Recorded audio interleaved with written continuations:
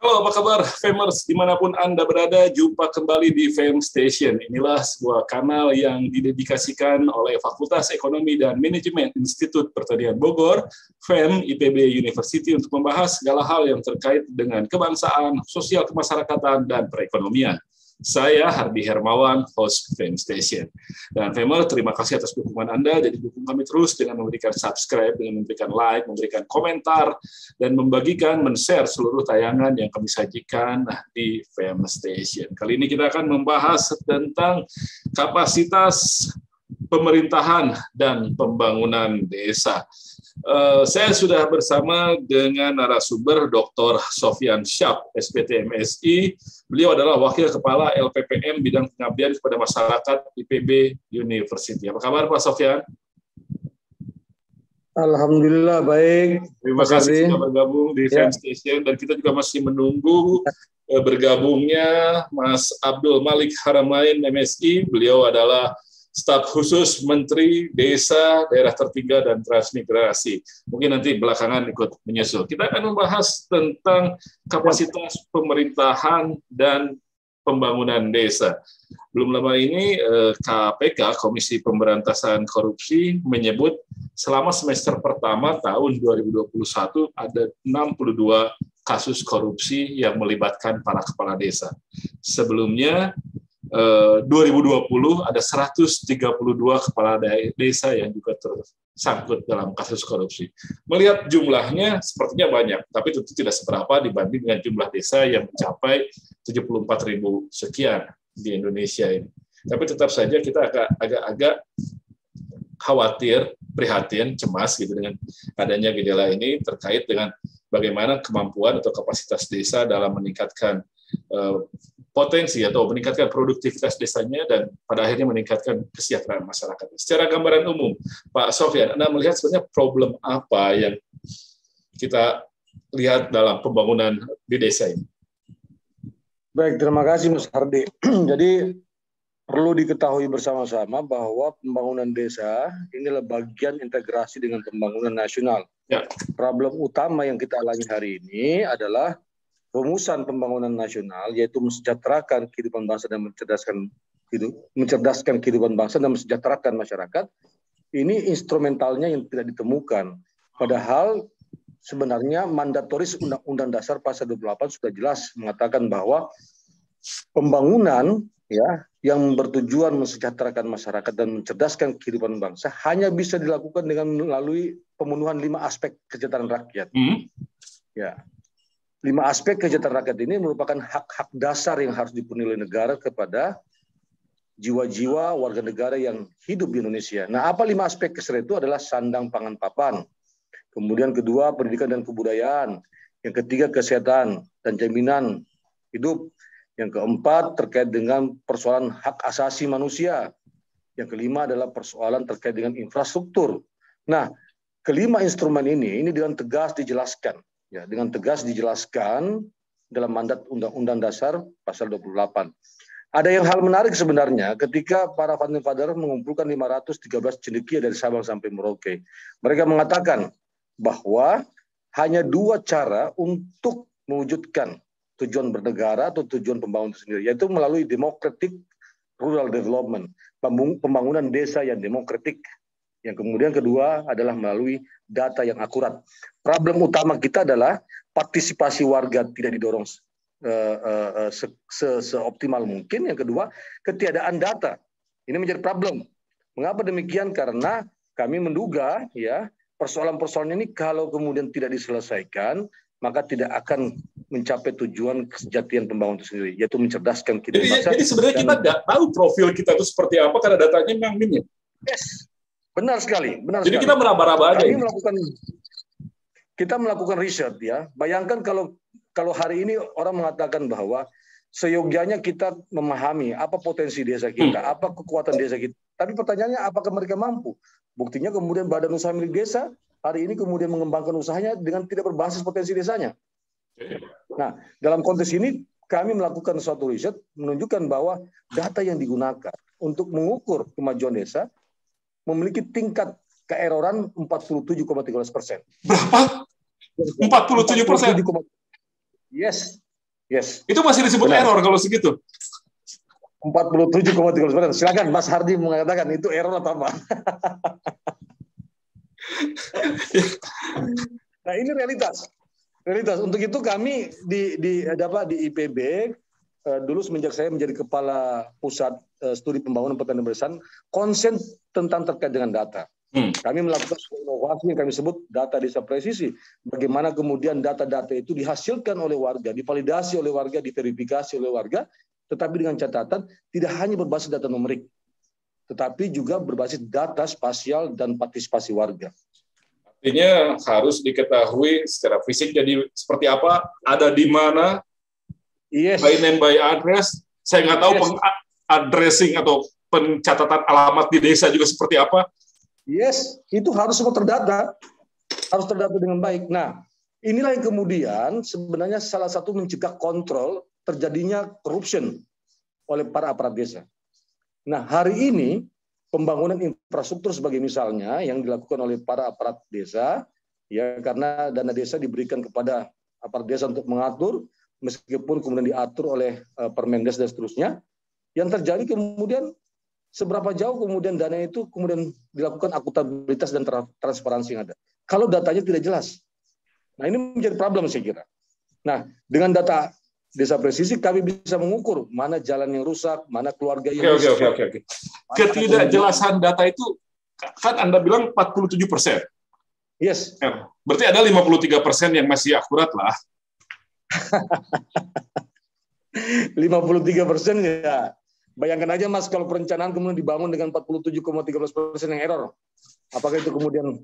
Nah, saya membayangkan ini errornya ini apakah error terjadi di semua desa dengan level yang itu tadi, atau error di 47% desa, atau bagaimana ini sebenarnya? Masa semuanya mengalami hal semacam itu? Ya, saya sudah keliling di ribuan desa, kemudian bertanya kepada kepala desa. Bayangkan dalam FGD yang saya lakukan, saya hanya bertanya dua hal. Bapak, bagaimana kemudian Anda melakukan collecting data dan melaporkan data? Ya. Kemudian kedua, bagaimana kemudian Bapak melakukan updating? Apa yang dikatakan? Dengan keterbatasan desa miliki, maka desa melakukan pergantian tahun setiap updating berlangsung dengan data tersebut. Pergantian tahun saja. Jadi tahunnya yang diganti, sementara data-datanya tidak diganti, nggak pernah diupdate dengan keterbatasan yang ada. Padahal ini merupakan sesuatu yang saya bilang ini agak repot ini.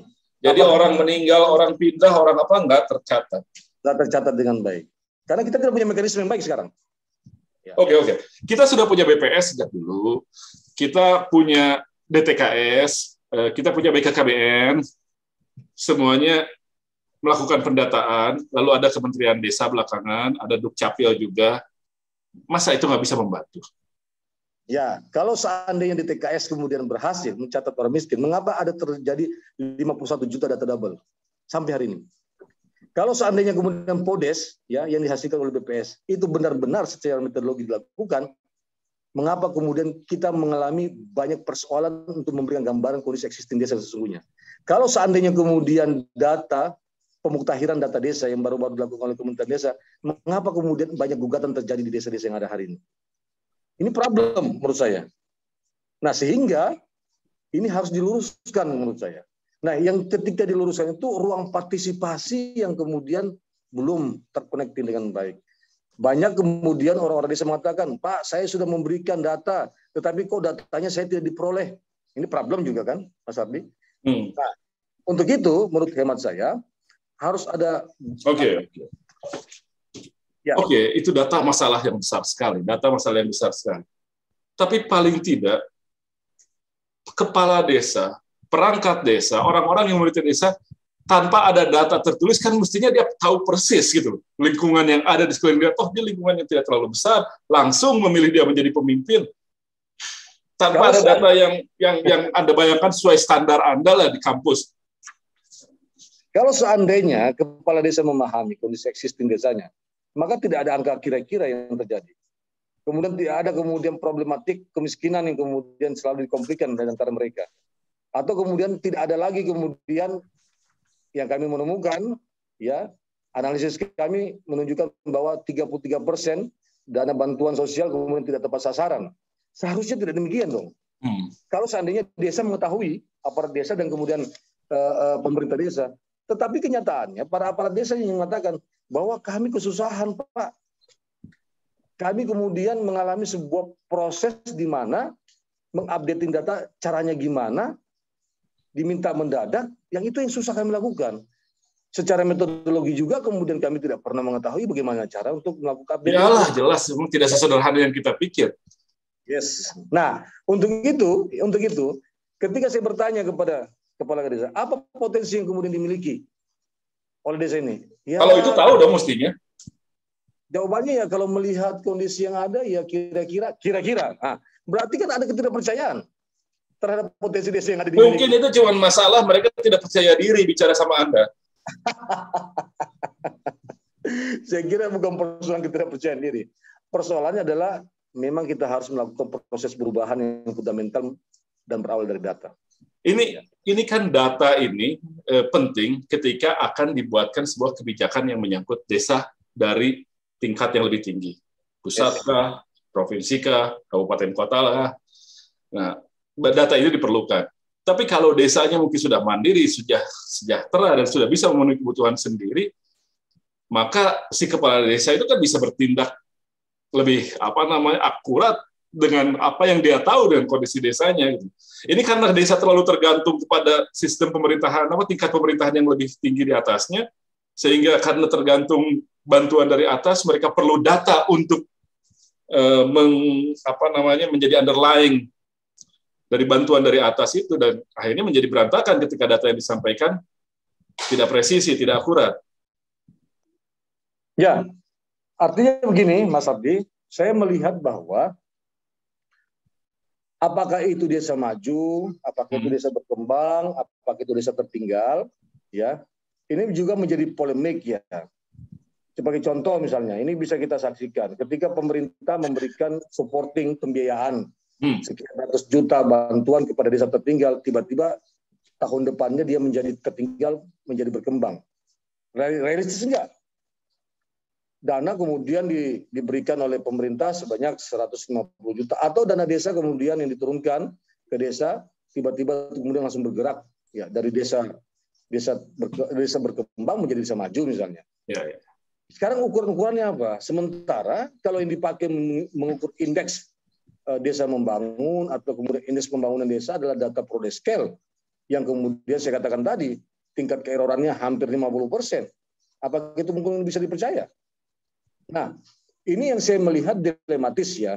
Untuk itu ya, kalau seandainya saja bahwa kondisi desa ini betul-betul paham tentang existing kondisinya hari ini, maka BUMDes itu banyak yang hidup, Mas Abdi. Iyalah. BUMDes banyak hidup. Tidak seperti sekarang, hidup segan mati tak mau BUMDes tersebut. Mereka tidak memahami berapa kekuatan estimasi finansial flow dari kebutuhan dasar yang dihasilkan oleh desa misalnya hari ini. Saya melakukan riset bersama teman-teman, ya, bayangkan uang yang beredar di desa untuk memenuhi 47 kebutuhan pokok untuk desa-desa Jawa itu kisaran range-nya 3 sampai 5 M. Per desa. Per desa. Nah, kemudian kalau desa-desa di luar Jawa bisa 300 sampai 2 M, tergantung kepadatan penduduknya. Nah, ini saja kalau ini digunakan untuk memutar uang dana desa, mendirikan BUMDes untuk pemenuhan kebutuhan dasar, sangat luar biasa sekali.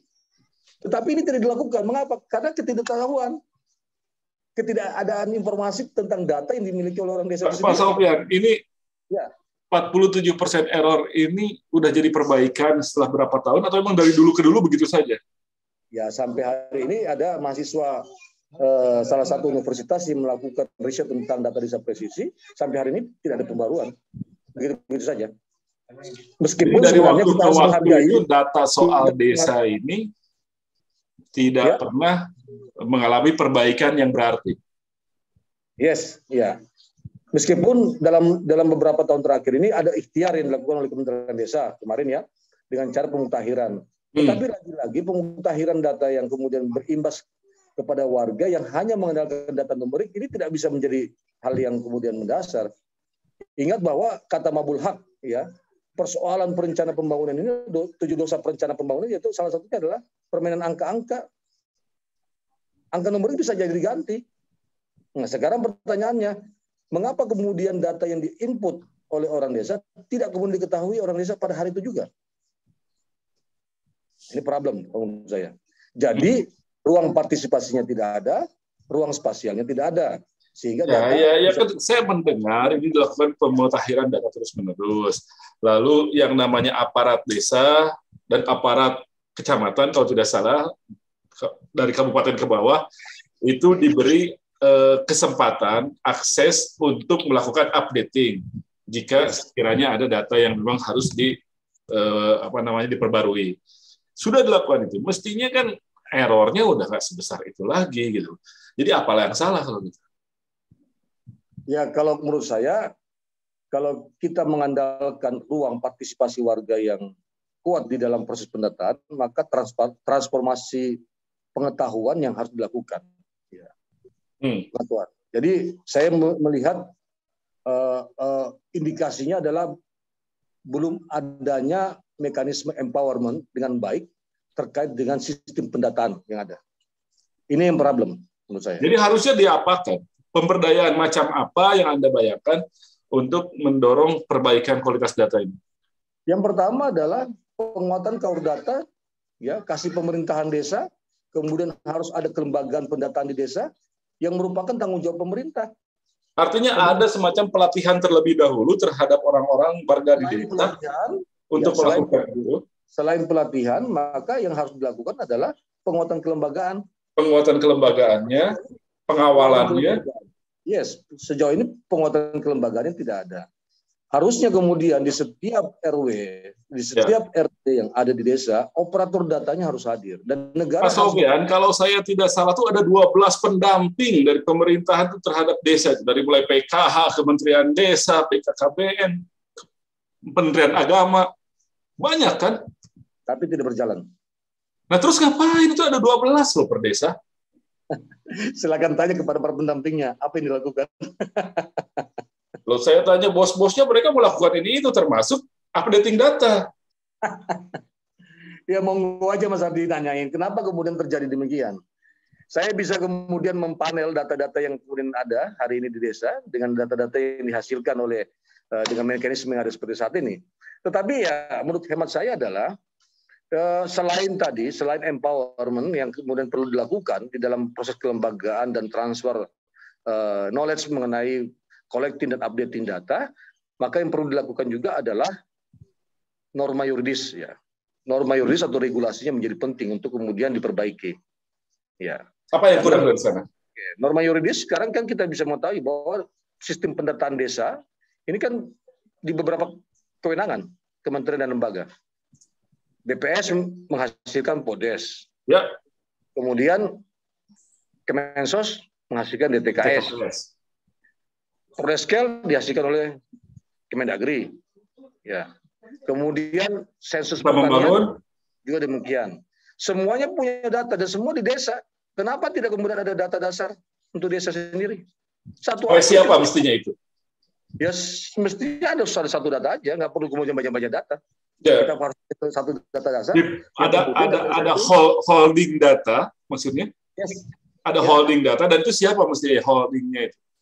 Nah, kalau persoalan holding datanya, sebenarnya yang perlu kita lakukan adalah kewenangan siapa yang kemudian lantas untuk kemudian ditempatkan di dalamnya. Bagi saya sih, saya kemudian nggak berpikir apakah kemudian Kemendagri, apakah kemudian BPS, apakah siapa. Tetapi harus ada mekanisme di mana, ya, di dalam sistem pendataan yang ada itu bermula dari desa, dan kita harus memiliki data dasar desa. Ya. Nah, siapapun dia, apakah kemudian diberikan kepada Kementerian A, Kementerian B, Kementerian C, silakan saja. Tetapi yang terpenting adalah hal itu harus ada, sehingga tidak ada kemudian data kemiskinan dari sumber yang beragam. Itu susah nggak sih untuk mewujudkan itu? Enggak. Saya kok bisa melakukan itu kok dengan data. Terus kenapa? Kenapa? Apa problem utamanya? Harus ditanya pemerintahnya, Mas. Pak Sofian kan bergaul sama orang pemerintahan juga banyak. Ini kira-kira apa kalau saya sudah bertanya, karena problematiknya adalah satu adalah tadi kalau saya melihat ya secara kacamata akademisi saya adalah norma yuridisnya harus diganti. Ya. Harus ada penegasan bahwa ini dilakukan oleh satu pihak, diintegrasikan dan mencakup banyak sekali indikator yang diperlukan.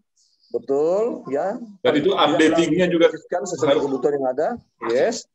Kemudian yang kedua adalah negara harus tadi mengoptimalkan atau menghadirkan kelembagaan sistem pendataan di tingkat desa. Itu harus ada, Mas. Itu sekarang kita nggak punya loh. Bayangkan berapa triliun ya sensus penduduk yang kemarin dilakukan. 4,2 triliun. Berapa kemudian triliun untuk DTKS? 1,2 triliun. Ya. Berapa kemudian sensus pertanian nanti yang dilakukan pada tahun 2003? Itu triliunan juga loh, Mas. Berapa kemudian indeks desa membangun? Yes. Kalau gitu. Menurut saya ini sangat besar sekali anggaran dikeluarkan karena sistem pendataan. Yang kemudian dapatnya 47% error.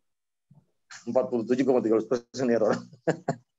Nah, artinya ini ada yang salah kalau menurut saya. Kan dulu pernah ada Kepres satu desa satu data. Ya, sampai hari ini memang ada, tetapi saya belum melihat progresnya dengan baik. Bagaimana cara dan metodologi yang dilakukan? Ada piloting yang bagus nggak soal ini? Kalau yang dilakukan oleh siapa, Mas? Kalau yang dilakukan oleh kami, ya kami sudah melakukan di 40-an lebih desa di Indonesia. Ya, kemudian kita sudah bekerja sama dengan pemerintah daerah, kemudian nanti Kementerian Dalam Negeri juga dalam pemutahiran, pengintegrasian data Prodeskel ya. Prodeskel yang ada sekarang dengan pendekatan metode yang berbeda. Kemudian yang ketiga juga kita bekerja sama dengan beberapa NGO internasional yang secara metodologik mengakui bahwa beginilah cara yang kemudian tepat dalam proses pengambilan atau masuk data ya. 40 desa di Sumatera ada, di Jawa ada, di Kalimantan ada, di Nusa Tenggara ada, di Sulawesi ada. Di pulau-pulau utama ya? Ya. Yang belum ada di Papua. Belum ada di Papua. Maluku dalam waktu dekat akan ada. Ya. Paling banyak di daratan Jawa. Bali juga. Tapi di Jawa mestinya datanya udah jauh lebih baik tuh. Ya, buktinya nggak demikian juga, Mas. Loh. Yang beberapa riset saya 5 km dari IPB, datanya amburadul, Mas. Loh. IPB loh, dekat IPB loh. Itu warganya kan para ahli statistik jadi warganya bisa jadi itu kalau 5 km aja. Ya, saya pernah juga dipanggil oleh teman-teman dari statistik. Ya, teman-teman dari statistik kemudian ingin mendengarkan apa sih data presisi itu. Saya jelaskan bagaimana data presisi, kemudian inspirasinya dari mana dan seterusnya, dan mereka mengatakan, "Good Pak Sofyan, lanjutkan." Ya, kami support dan memang beginilah yang harus dilakukan. Ya. Sekarang sudah sampai mana berarti upaya perbaikan itu?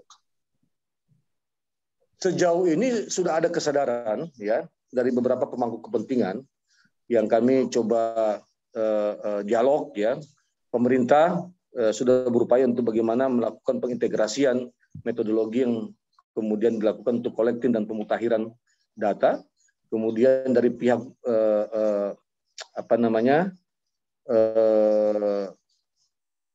akademisi ya, perguruan tinggi juga kita membangun konsorsium ya, perguruan tinggi untuk melakukan pendampingan kepada masyarakat. Kemudian desa-desa juga sudah merasa bahwa memang beginilah caranya untuk melakukan collecting dan yang jelas adalah seperti ingin mengatakan bahwa tanpa adanya data yang akurat, presisi dan bisa dipertanggungjawabkan, maka segala sesuatu yang terkait dengan pemerintahan dan pembangunan desa ini hanya dijalankan dengan cara mengira-ngira, meraba-raba, dan riskan, rawan dengan adanya tindak pelanggaran. Tepat, Nas. Tepat sekali. Kesimpulannya kalau sekarang kepala desanya masih belum kena KPK, ya itu akhlaknya aja baik. Tapi pembangunannya tidak akan berjalan baik, gitu ya. Yes. Maka ukuran-ukuran yang kemudian dilakukan tidak akan pernah tepat. Tidak akan pernah tepat. Saya sepakat. Ya, saya sepakat. Artinya kalau begitu, ketimpangan desa kota ini bisa jadi akan semakin menjauh. Gapnya tinggi, Mas. Betul. Gapnya tinggi. Di beberapa akan makin tinggi kalau demikian. Ya. Jadi pemerintah pusat sudah mentransfer dana desa sedemikian besar, sudah mendorong pembentukan BUMDes, sudah mendorong partisipasi publik di desa, itu tidak akan banyak berarti juga. Loh, itu kan sudah dikatakan oleh Presiden kita. Iya, Presiden kesal juga soal itu. Ratusan triliun dana desa sudah cair di desa, tetapi tidak ada perubahan generasi indeks. Penurunannya tidak drastis turun menuju ke nol, tetapi malah kemudian bertahan. Nah, sekarang pertanyaannya apa dampaknya dana desa itu? Nah, bagi saya adalah fundamentalnya adalah karena kenapa? Karena perencanaannya tidak tepat. Persoalan perencanaan tidak tepat berawal dari apa? Fundamental data. Itu aja sederhananya, Mas. Nah, dengan data desa presisi mencoba, karena kita melakukan dengan sensus, ya, dengan partisipasi warga dan kemudian secara spasial, kami tahu kalau kita mengukur generasi indeks, berapa generasi indeks di tingkat RW, bahkan RT pun kita tahu.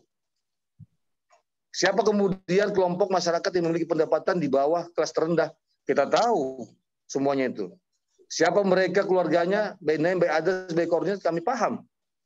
Tapi sekarang Anda baru punya di 40 desa. Nah, karena kami terbatas, Mas, ini perguruan tinggi. Iya, ini problemnya ada 74.000 desa di seluruh Indonesia.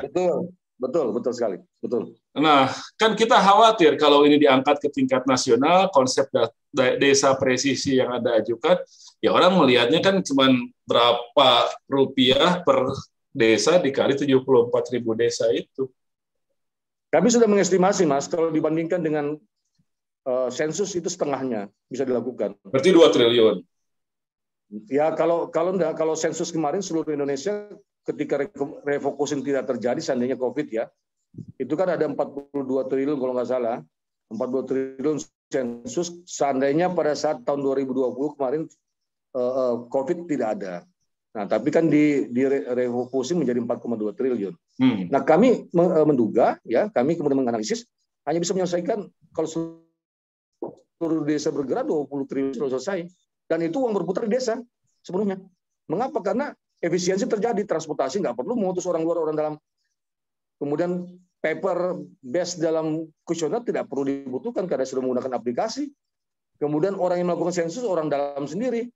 Uang yang kemudian diberikan kepada negara itu diberikan kepada orang desa untuk kemudian menginput datanya, tentunya dan secara partisipatif. Lebih murah, Mas. Dengan kemajuan teknologi dan partisipatif mempermurah semua apa yang dilakukan. Dan itu bisa saja kita lakukan semua. Buktinya dalam 1 tahun bisa terkumpul ya. Iya. Kami kemudian sudah bisa membuat range ya bahwa kalau di dalam satu desa ada kurang lebih 100 berapa ya, di bawah 10.000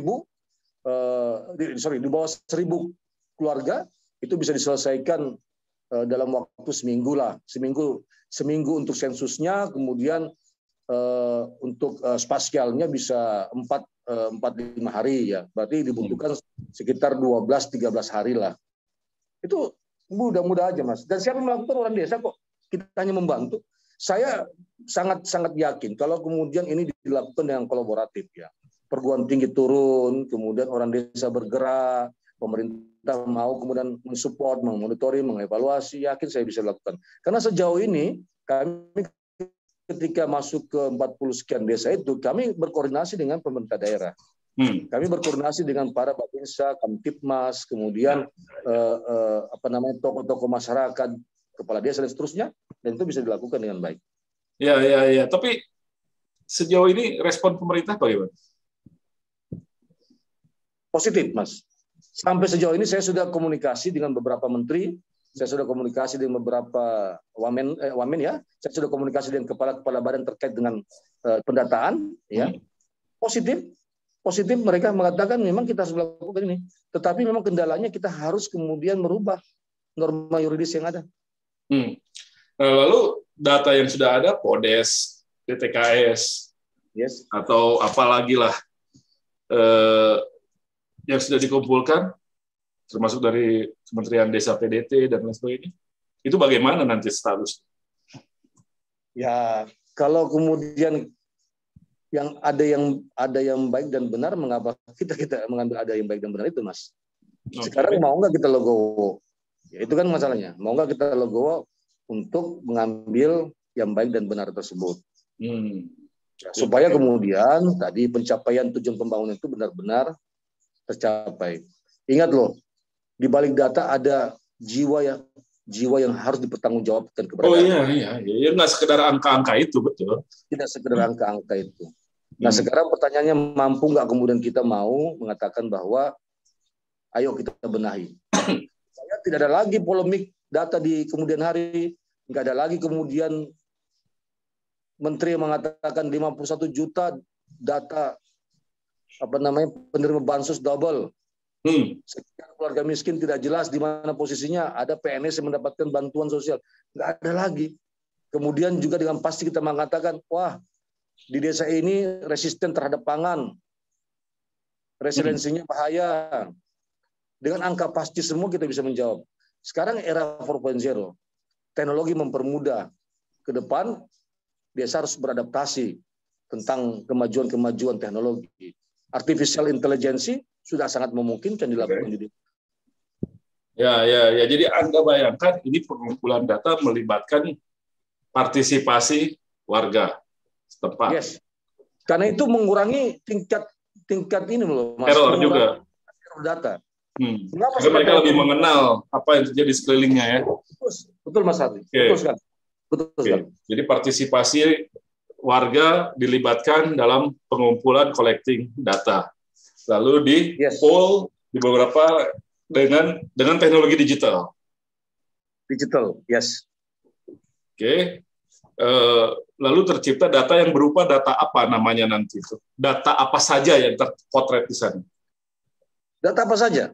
Kalau kami sekarang berdasarkan 5 aspek KESRA, Mas. Yang tadi itu, yang dari sandang, pangan, papan, pendidikan, budaya, kesehatan, hak asasi manusia. Tapi kan itu satunya itu memiliki turunan yang banyak, benar? Banyak, betul. Di setiap parameter, di setiap aspek punya banyak parameter. Dan parameter 176 itu adalah merupakan sintesis yang kami lakukan dari DTKS, PODES, Prodeskel, kemudian sensus, ya, kemudian hasil-hasil riset dan beberapa masukan-masukan dari kelembagaan negara, ya, dan kementerian yang kemudian ini loh penting untuk dilakukan. Semua kita masukkan. Nah, lahirlah kemudian 176 parameter tersebut. Nah, hal-hal yang sensitif, ya, misalnya berupa informasi yang pribadi, ya, itu tidak kita coba ungkit karena menurut kami adalah bukan dalam kerangka untuk menjawab aspek 5 KESRA tersebut. Ya, oke. Nah, lalu transmisinya itu dari data yang sudah lebih baik menuju kesejahteraan masyarakat desa, menuju pemerataan, itu Anda bayangkannya seperti apa? Saya membayangkannya maka anggaran dana desa itu dengan tepat sasaran, tidak lagi kemudian dibuang cuma-cuma. Kalau di situ ada 4 keluarga miskin, maka bantulah 4 keluarga miskin. Apa yang dibantu? Pendidikannya dibantu, sandangnya dibantu, pangannya dibantu, kemudian kesehatannya dibantu, agar 4 orang misalnya keluarga miskin itu selesai kemiskinan kita. Kan mudah aja, Mas. Kalau seandainya kita tahu. Hari ini kan kita tidak ngerti. Itu satu misalnya. Kalau ada kemudian perbaikan infrastruktur, di mana infrastruktur yang rusak? Ya, kita tahu berapa panjang kali lebarnya. Lalu kemudian dibuat dari mana bahannya, ketebalannya berapa, ketahuan kemudian angkanya, tidak ada lagi korupsi. Oke. Jadi semua akan teridentifikasi dengan baik. Pemanfaatan program bisa jauh lebih efektif dan tepat sasaran karena data itu bisa lebih akurat. Hambatan yang Anda bayangkan apa? Hambatannya satu, Mas. Ya. Semua orang desa mengatakan yang kita datangi, yang kita kemudian kerjasama, kami berani nih Pak karena kami ingin baik. Ya. Tetapi ya resikonya adalah kalau ini tidak sesuai dengan norma yuridis. Nah, karena mereka taat dengan norma yuridis. Orang desa itu taat sekali loh, Mas. Aturannya memang tidak bisa setiap orang meminta data orang lain. Yes, tidak bisa kemudian melakukan seperti yang kita lakukan karena mereka punya banyak kewajiban. Ya, sekarang sistem-sistem informasi yang ada di desa itu banyak sekali yang kemudian harus dilaporkan oleh orang desa. Mereka berharap sebenarnya cukup satu, tetapi itu kemudian satu itu sangat detail, sangat presisi, yang mampu menggambarkan kondisi desa mereka sendiri. Oke. Ya. Kalau untuk sampai di tingkat desa, di tingkat desanya, berapa sih biaya untuk itu? Sejauh ini yang kita lakukan kisarannya di antara 30 sampai 45 juta, Mas. Artinya kalau misalnya ada upaya-upaya inisiatif dari desa-desa untuk melakukan itu dengan biaya yang semacam itu, kan memungkinkan? Mungkin, sangat mungkin. Tetapi desa kemudian harus mencari sumber pembiayaannya. Oke, ya katakanlah desa menggunakan sebagian dana desa untuk itu. Kan cuma 40 juta dari situ. Tapi kan dana desa kemudian sudah diatur oleh Permendes tentang penggunaan dana desa per tahun. Itu kan problemnya, Mas. Oke. Untuk itu teman-teman di desa yang berani melakukan itu adalah mencoba melihat dari sisi lain. Misalnya begini, ada anggaran alokasi dana desa yang dari kabupaten ya. ADD ya. Itu ADD itu yang mereka kemudian negosiasi dengan pemerintah daerahnya. Bisa nggak kita lakukan ini melalui dana pemberdayaan? Boleh, silakan. Tapi dana desa nggak bisa berkutik, Mas. Oke. Katakanlah bukan dari dana desa, karena kan jumlahnya hanya 30-40 juta. Anda katakan. Artinya kan banyak peluang. Bahkan kalau misalnya ada donatur, warga desa yang kaya gitu berhasil di Jakarta melakukan itu. Ada. Kami contohnya di beberapa desa, seorang sociopreneur yang kemudian setiap bulannya memberikan zakat profesinya supaya tepat, ya, zakat perusahaannya, mereka melakukan sendiri, Mas, biaya sendiri. Ya. Nah, kalau ada inisiatif semacam itu dari tingkat desa, apakah pemerintahan di atasnya cukup berbesar hati untuk menerima data itu? Seharusnya. Selama ini bagaimana? Selama ini ya mereka gunakan dan mereka mengupdate. Mereka menggunakan data. Jadi kecamatan bisa menerima data itu, kabupaten kota bisa menerima. Bisa. Sejauh ini bisa mereka menerima. Mereka percaya dengan itu. Dan mereka percaya. Karena datanya selain numerik spasial, silakan Bapak lakukan cek apakah bisa di cross check. Bisa di cross check. Dan jadi kalau misalnya kita lakukan kampanye agar desa-desa bisa segera melakukan inisiatif pendataan dirinya sendiri dengan biaya sekian ditambah dengan support dari kalangan akademisi, kan sebenarnya bisa lebih cepat ini terlaksana ketimbang masuk ke tahun anggaran berapa, nggak tahu saya itu kalau misalnya masuk ke APBN. Seharusnya ikhtiar-ikhtiar itu bisa dilakukan. Makanya melalui jejaring perguruan tinggi, saya terus sosialisasi ya. Transfer knowledge tentang DDP kepada perguruan tinggi, dan perguruan tinggi juga melakukan pendekatan-pendekatan kepada desa-desa yang terkait. Ada hasilnya, ada, Mas. Beberapa perguruan tinggi sudah melakukan juga, ya. Sudah melakukan, kemudian mendapatkan respon positif. Ya, menteri-menteri pasti terpukul lah, pasti suka lah dengan ceritanya Pak Sofyan segala macam. Tapi seberapa serius mereka memasukkan itu ke dalam usulan atau ke Bappenas, kita nggak tahu juga. Ya inilah kalau kemudian mau dikatakan serius, ya memang harus ada aturan yang mengikat, Mas. Selama ini belum ada. Tidak mengikat ya susah. Ya kan? Oke. Sampai kapan kemudian bisa kita selesaikan? Anda punya nggak gambaran kalau seperti ini saja akan seperti apa profil desa kita katakanlah 5-10 tahun ke depan? Kalau seandainya menggunakan begini saja. Ya tidak ada pergerakan yang baik lah, Mas. Nggak akan ada. Jadi urbanisasi akan makin tinggi, desa ditinggalkan oleh sumber daya manusianya. Stagnan, Mas. Kita akan stagnan. Dan itu artinya ketahanan pangan kita terancam. Iya, stagnan. Ya, pertama yang kemudian implikasinya ya satu persoalan di desa seperti kemiskinan, pengangguran itu tidak akan pernah makin sulit diatasi. Ya. Sulit. Kemudian ketimpangan juga tidak akan kemudian mampu kita turunkan dengan baik. Kemudian bagaimana security pangan di desa juga tidak akan kemudian terjawab dengan baik. Polemik tentang berapa luasan lahan produksi untuk tanaman pangan juga tidak akan pernah makin terjawab. Tidak jelas lagi. Semua itu tidak akan mungkin terjawab dengan baik. Nah, memang menurut hemat saya harus ada pergerakan yang dahsyat, yang besar untuk bersama-sama memperbaiki yang fundamental ini, Mas. Oke, lebih parahnya lagi nanti makin sering kepala desa kena urusan dengan KPK, gitu. Nggak tahu juga KPK kok semangat benar kalau ke desa. Saya sudah pernah ngomong Mas sama KPK tentang data desa presisi ini. Mereka bilang seharusnya demikian, Sof. Nggak ada lagi cara lain kalau kita ingin mencegah secara mitigasi korupsi terjadi di desa, ya harus seperti ini datanya, agar kemudian desa merasa aman, nyaman dalam bekerja dan seterusnya. KPK juga memberikan dukungan pada saat itu kepada saya dan kawan-kawan ketika kita melakukan hearing tentang bagaimana problematik data yang ada di desa yang terkait dengan aspek ekstra itu. Oke. Ya mudah-mudahan ini menjadi concern dari semuanya. Kita sedih sekali ketika mendengar KPK menjaring kepala desa gitu. Sampai di tingkat desa korupsi terjadi. Itu kan menyedihkan betul gitu, dan membuat prihatin dan membuat kita jadi agak-agak pesimistis dengan masa depan desa dan rencana membangun Indonesia dari pinggiran yang akan jadi seperti apa. Baik, ada yang perlu ditegaskan mungkin sebagai langkah awal, Pak Sofyan, dari saat ini sampai katakanlah kalau misalnya kita ingin mewujudkan data desa yang lebih clear, yang lebih bisa dipertanggungjawabkan validitasnya, dan mungkin bisa terus updating, dan gunanya nanti untuk pembangunan Indonesia keseluruhan.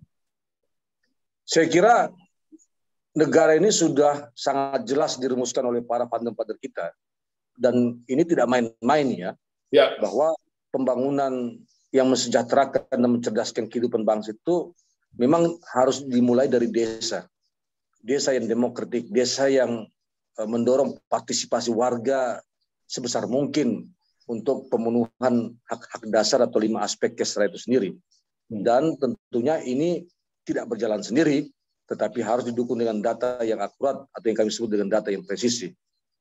Sayang sekali kemudian rumusan ini telah dijelaskan oleh para founder, kemudian tidak kita lanjuti dengan baik. Sekarang dulu para founder kita belum menemukan instrumen apa sih yang kemudian harus digunakan untuk menghasilkan data yang presisi. Sekarang kemajuan teknologi, itu sangat mudah sekali. Sangat mudah sekali. Nah, mungkin momentumnya hari ini. Kita akhiri 76 tahun polemik data yang ada di Indonesia.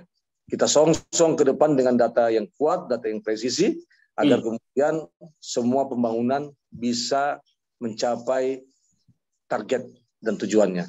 Dan juga ini membantu pihak aparat desa agar tidak takut di dalam membangun, agar tidak takut di dalam bekerja dan menggunakan dana negara. Saya kira demikian, Mas Ardi. Betul. Data adalah sumber kekayaan baru di era sekarang. Jadi jangan berharap bisa melakukan perbaikan pada satu wilayah seperti perdesaan di Indonesia yang begitu beragam, begitu unik satu sama lain, punya banyak variannya masing-masing di banyak daerah. Jika kita hanya bisa mengira-ngira, meraba-raba apa yang terjadi di daerah itu. Tanpa data yang akurat, semuanya itu sudah pasti akan cenderung meleset. Iya, betul sekali. Karena kita tidak punya kemampuan untuk mengetahui segalanya tanpa kita dibekali data. Oke, baik Pak Sofyan Saab, terima kasih atas bincang-bincang. Terima kasih Mas Ardi. Bermanfaat. Mudah-mudahan sekali lagi bisa segera membuat kita mengenal diri kita sendiri secara lebih baik melalui adanya data desa itu tadi. Terima kasih Famer semua, dukung kami terus, berikan like, subscribe, komentar, dan bagikan tayangan yang kami sajikan di Fem Station. Saya Hardi Hermawan pamit. Sampai jumpa. Wow. Thank you Mas Sofyan, keren. Terima kasih Mas Ardi, luar biasa. Pak Sofyan. Pak Sofyan, kedua hari kemarin saya diminta bicara di acaranya Ditjen Pemdes, Dina Pemdes. Ya. Mereka bikin P3PD. Oh iya, kapasitas aparatur desa ya? Enggak, pemerintahan dan pembangunan desa. Iya. Saya diminta membantu mengenai aspek komunikasi dan sosialisasi program itu. Ya, cuma sekali lagi juga saya bilang, bagaimana saya mau mengkomunikasikan kalau nggak ada yang tahu juga dengan ini itu apa? Gitu. Apa yang harus saya sosialisasikan?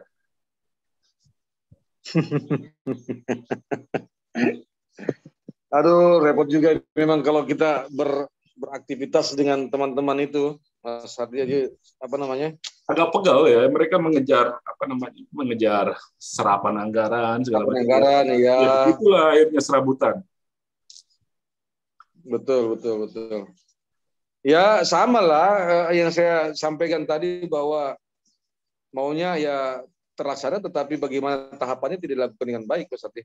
Itu tadi gitu. Makanya saya minta transmisinya gimana sih, urutan-urutannya gimana gitu, supaya aku ini aja. Ya. Nanti kalau ini udah jadi saya kirim lah ke mereka, ke dirjennya, ke sales dirjennya, saya kan ini. Saya kan kemarin ditelepon sama Pak Dirjen Bina Pemdes kan. Ya. Pak Sofyan, saya itu bingung bagaimana caranya untuk menghasilkan kemiskinan ekstrim dengan data yang ada sekarang ini. Saya bilang, wah, Bapak gunakan aja data desa presisi, saya bilang kan. Saya kirimkanlah dia, ini Pak, contohnya, wih, luar biasa sekali nih, mantap sekali. Ya masalahnya kan dia minta itu di 7 provinsi, 35 kabupaten kota, yang belum tentu Bapak ada semua kan? Iya, betul, nggak bisa. Nggak bisa. Jadi ya, itu kan mereka, ini orang Kemendagri juga bercerita ke saya soal itu, kemiskinan ekstrim. Ya konsepnya masih soal pendapatan. 1,9 PPP. Saya bilang itu aja proksinya dari pengeluaran. Dari pengeluaran, ya betul. Yang tahu. Jadi kalau misalnya ditambah, sementara data yang ada masih KPM, keluarga ya, bukan individu. Iya betul. Dari PKH itu. Iya betul. Ya, makanya saya bilang, waduh ini Anda bisa kasih 1 juta mereka sebulan, gabungin dari bansos, dari ADD, dari DD. Bisa lah kasih 1 juta, tapi selama 1 juta sebulan rumah mereka makin doyong, itu nggak ada urusan.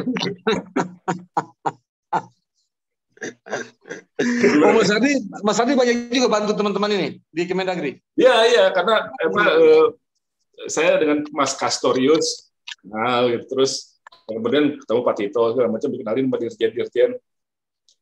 Ya itu tadi, tapi kan terutama untuk komunikasi saya bantunya Pak Sofyan. Untuk komunikasi, sosialisasi, komunikasi program gitu. Cuma ya kan nggak bisa asal sekedar komunikasi, dipoles barangnya, terus ini ya nggak bisa juga gitu. Kalau memang barangnya nggak mateng, mau dipoles apapun ya parah. Tapi saya kemarin Pak Fajar itu Pak Rijal Sesdirjen sempat ngobrol juga. Bagus Mas, artinya inilah apa namanya, dorong perubahan-perubahan mendasar lah. Siap. Di internal itu, karena saya lihat seremonial lah ya, yang penting penyerapan. Seremonial. Dia bilang, susah kalau Pak Sofyan dengan desa presisi kita kelabakan. Ya harus semua turun dulu, bilang dibikin dulu penelitiannya. Baru kita tahu datanya, dibikin dulu gitu loh ini pengumpulan datanya. Ya, kalau punya Pak Sofyan udah ada ya bagus, kebetulan lah 1-2 desa dapat gitu. Pak Sofyan paling cepat ya itu tadi kan 40 biji. Desa ada 24.000. Ya kalau kebetulan masuk salah satunya ya bagus. Kalau enggak kan harus bikin lagi.